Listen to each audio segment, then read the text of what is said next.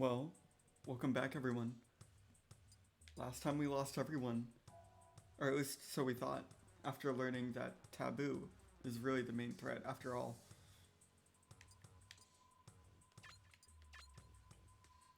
Now we explore Subspace and see what we can do next. This is still the same session. I just finished recording the last one and I had some cake, homemade cake, and got right back into this because I'm just so invested in this again. Even though I've seen this so many times, I immediately died. But I just want to get back and continue this. Before we start, as you just noticed, we just picked up Samus. In these next few levels, we're going to be trying to recover as many people as we can. We can play these levels multiple times, but if you don't recover the characters in these levels, you will not get them. And some characters lead to others as well, so I would collect them now, and we're gonna fully explore these levels to get everyone back. Because if we want them to be playable in the future, at the end of the Subspace Emissary, then we need to collect them. But yeah, kind of a dark ending to the last episode. But luckily, we had a few heroes revive. But this was something that always caused me kind of a bit of confusion as a kid. Like, what about these characters? Like, why did they recover when they had those weird, like, sticky, like, bits on them? Well, we're gonna go into the Smash Dojo and learn more about the story. It wasn't super obvious. We can go backwards. But, kind of fitting for the home series, Dedede was actually aware of Taboo and the plan for the gunship and everything. And as such, he started to prepare. Those devices were intentionally made to recover heroes. And it seems like he was collecting some heroes and keeping them stowed away in case something like this did eventually happen. So very interesting, and unfortunately, Kirby was starting to get in the way of that. Once again, very reminiscent of the home series of Kirby. There's been many times where Dedede learned of some sort of evil, made a plan that looked evil because of poor communication, and as such, Kirby accidentally went against Dedede when they were on the same side the entire time. But you know, this is a Sakurai game, so it makes sense that it kind of has that similar story element to Kirby. So yeah, that's super interesting. I'm so glad I learned about that. It makes me love the Kirby characters more because they're always so mysterious and not always evil, even though if they appear to be. Another thing that I learned from the Smash website was that there was actually an unused cutscene that never really made it to the main story. Oh god, this is where the music really creeped me out as a kid.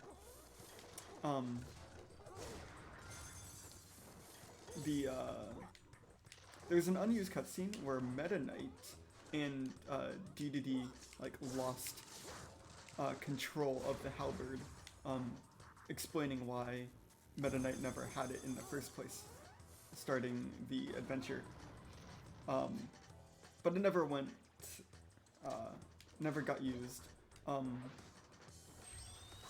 I don't know if it would have made the story better, but I'm still glad to know that fact. I think it is kind of cool to have that context. Let's make sure we get everybody. I think this just loops around in case you didn't get Diddy Kong, but let's check just in case. I really don't want to have to replay these levels if I have to. I think the only one that's really easy to miss is Ike if you don't immediately go to the left. In that previous segment. I think I remember the Runaway guys, when they did their playthrough of the game. That's the only character they missed, and it was like Proton John's favorite character.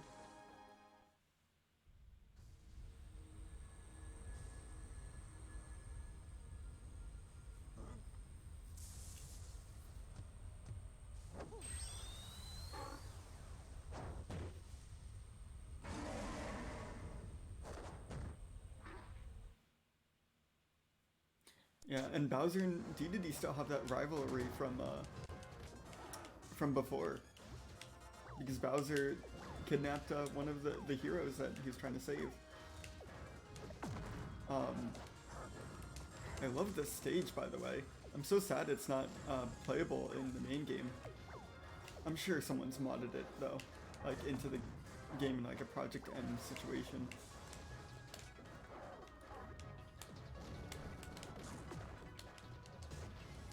Me trying to do Dedede's Infinite? I would never learn about that Infinite today in a Smash documentary and try it. Oh, we're gonna get knocked out super easily here.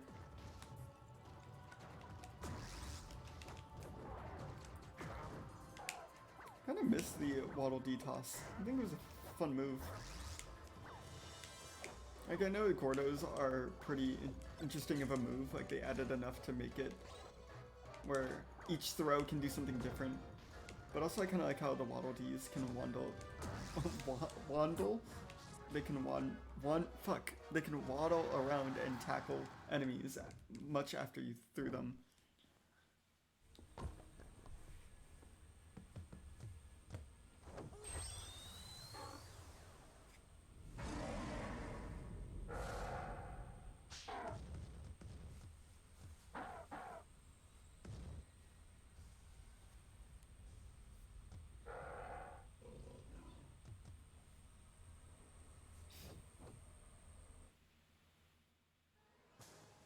But yeah, first stage clear, and we have a bunch of heroes back already. Including Bowser. He finally joined. Alright, wait, I don't need to save. But it's gonna do that thing again. I'll just save up here.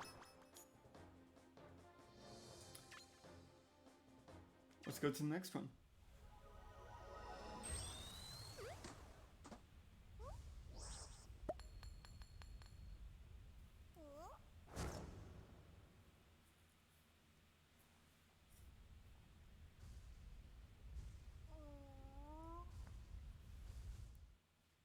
Apparently Kirby just ate one of the devices. Very fitting. So a few things I want to talk about. Yeah, we did have Bowser join, so if you decided to not get any of the heroes, you're gonna have enough joining your team where you would still be able to do the final few levels without without going out of your way to collect any of these trophies. And speaking of, Bowser finally joined our team, but wasn't on our team before. I think now's an interesting time to kind of talk about Bowser's and Ganon's role in the story. Both were serving Taboo, but the Smash website makes a special note that their loyalties were different. Or sorry, they weren't serving Taboo, actually. They were both serving Master Hand, who was being controlled by Taboo, as we saw last time. Bowser was completely loyal, according to the website, but Ganon was not, and we saw that in an earlier cutscene. So, I don't know if that has anything to do with what happened in the Subspace Bomb Factory, but I think it is an interesting thing to note, is that he was intending to betray Master Hand after doing all the plans and doing everything. But he was also the least active in the story, where he didn't really take a, the I don't know what it's called, but the subspace gun to anyone in particular other than Bowser himself. But yeah, speaking of that last cutscene that we saw in the last episode, holy shit, having everyone, that one awesome cutscene where everyone was in their ship, fighting off Bowser and Ganon, it's so incredible.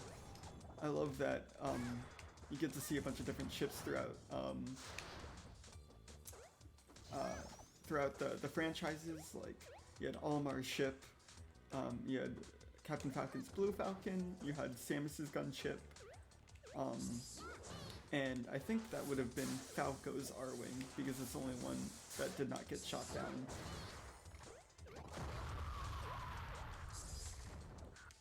I guess, now that I think about it, I guess Fox had time to recover his other R-Wing? I don't know. But yeah, I also love that, just like the main game, Olimar barely gets to subspace. His ship sputters in. Very reminiscent of every time Olimar crashes his ship.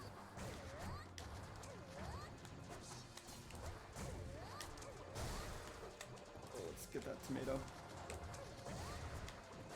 Oh yeah, once again, another play session, new set of eyes. Yeah, that initial theory of it just being per save file was totally wrong, but I definitely know why I had that theory. When I was a kid, whenever I wanted to play through Subspace, I would always just like start it, and then I would never turn off the console. No wonder it died. I would never turn off the console. I would just like click the home button and turn off the TV, which was super bad. I learned that lesson, but I guess I would have always started from the same play session. So I always thought it was per save.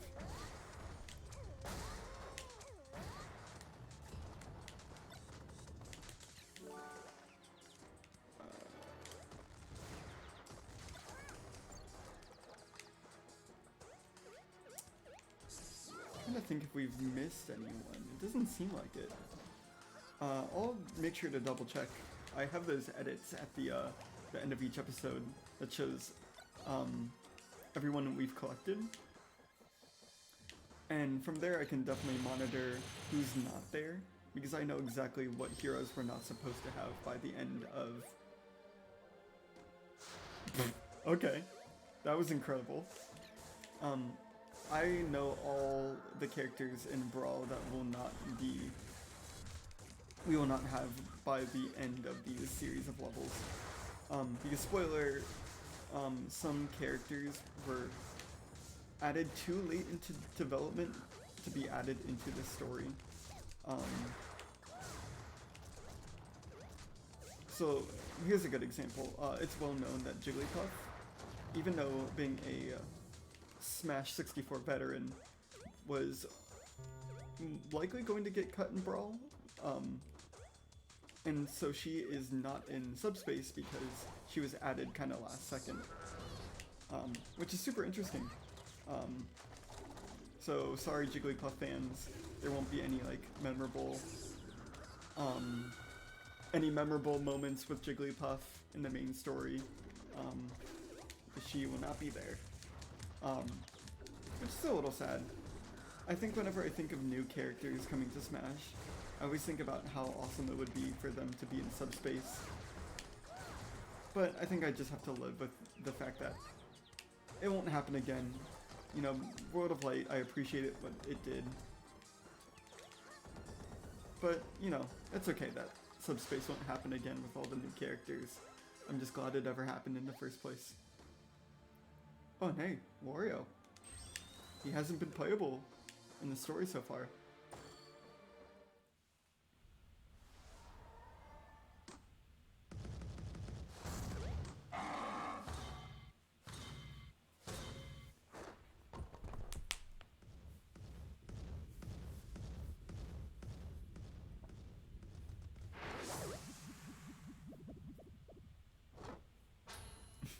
wholesome Kirby moments.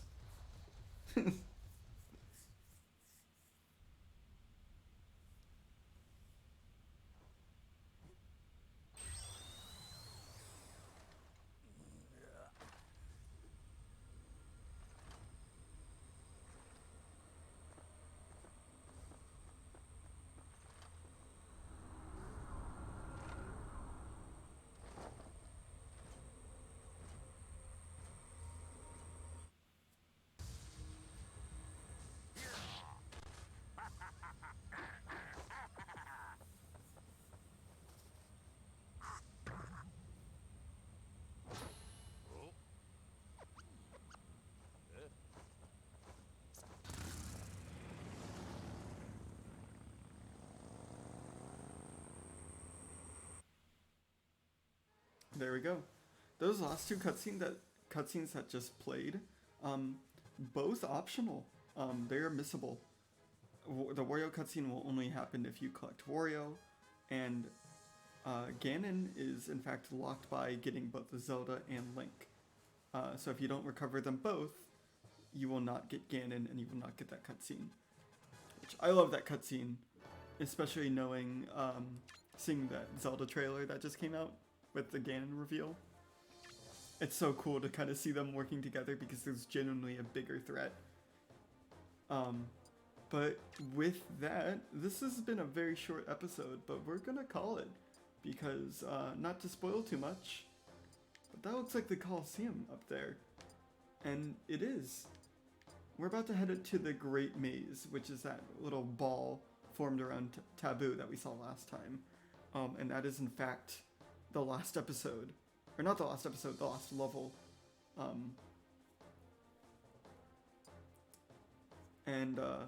It will definitely take a few episodes because if the name is any hint, it's gonna be a long level. So, please, join us next time where we begin our finale, where we go through the Great Maze.